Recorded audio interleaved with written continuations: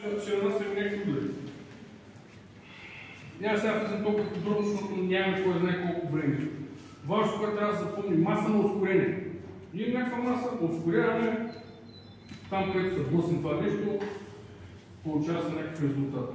Ударът за да стане хубав зависи от фазата на ускорението, кога ще започне. Кога ще почне да се променя по-точно скоростта.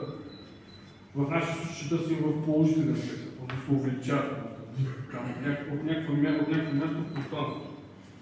Тук, така като приложена рамка, където сме си устроили, за да нанасяме удари и използваме примерно удари, и винаги почваме с тях само, се опитваме да изолираме само ръката, и по-точно да махнем зависимостта на ръката от тялото. Защото всеки като почне там да движи тази ръка, постоянно включва тялото. След това включваме тялото, като там прилични процеси каралата да въртливо движение на тялото, след ускорение крайник обаче.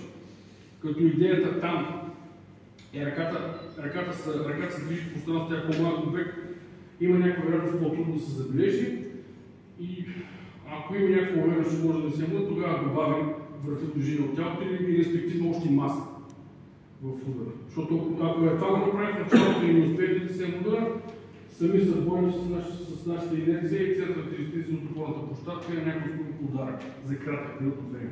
Там за литър трябва да се възстанови вместо.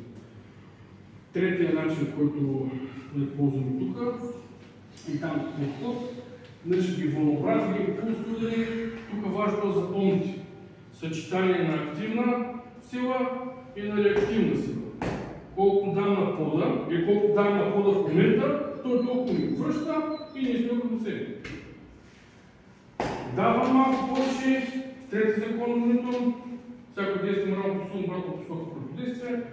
Връщаме се в петата, минава през мен, където успея да го прекарате с звената на тялото и реактивна сила, активна сила в съчетание. Това е великата вълна, нищо повече. Това е. Готово. Четвърто, какво се получава? Получават са вашите индивидуални удари от тези трите начина, в зависимост от колко време са тренирани. Само с ръка, с въртливо движение и с тези големи еластик макара.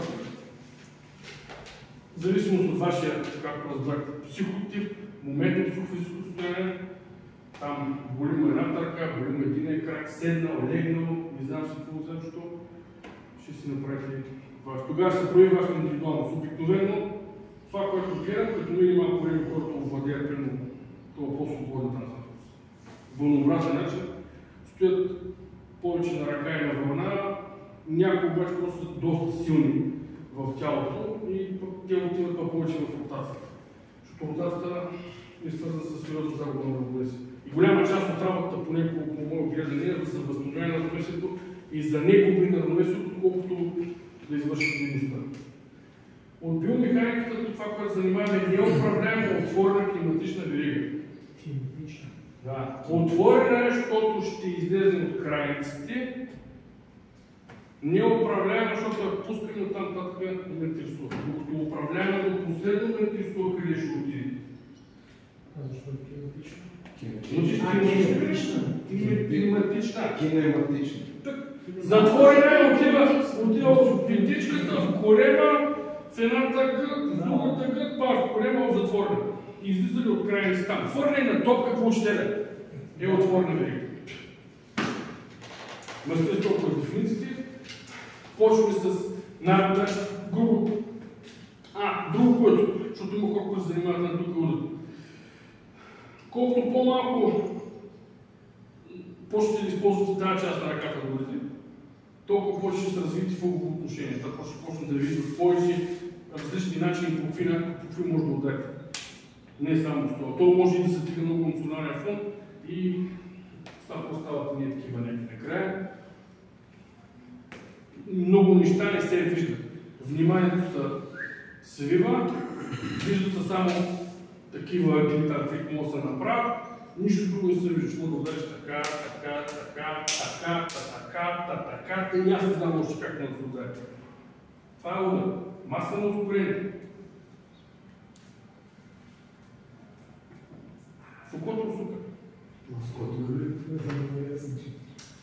Така, първото упражнение, чуков удар вертикален, Опитвам се само с ръката да го направя. Котрето притягам, тази част да стане твърда, да няма деформация, защото докато не свърши деформацията, няма да предам това, което съм засилил тук. Палеца, ако е много вече ускорен удар, такова движение или такова движение, зависи който там приятел ще държи палеца, това заключва китката. Заключва китката, притягам котрето, лакът сравнително такъв, тук стои, ние използваем повече с рамото работим. Обръщате внимание да няма излишни движения. Толкова само ръката. Ще го правим само с ръката. Защото после, когато искам да добавим маса, лесно добавим да престегна, да се завърта и какво ще да добавя маса към ускорение храни. Друго какво да спомене. Да, две взаимно изключва се самовнушение. Първо, той лапка ги няма. Това е за хора, които не са ударили много и на един случай, в момента, който ме се спират и сами си спираме ускорение край, влушаваме там свойствен удар, да получи маса ускорение да се удари. Другото е, той нищо го няма, колкото по-близко отиде до него, толкова по-бързо трябва да се движи, да може да се върне фазата на ускорение. И изглежда нещо такова.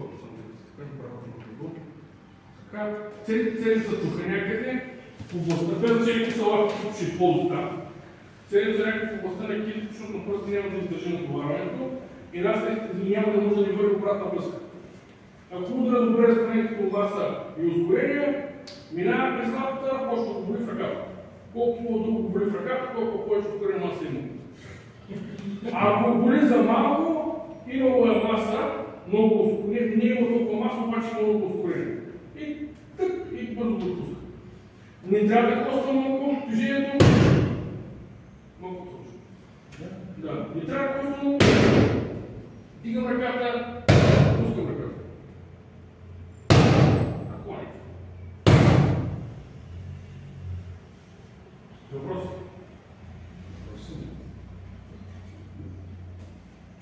Как е обратната връзка?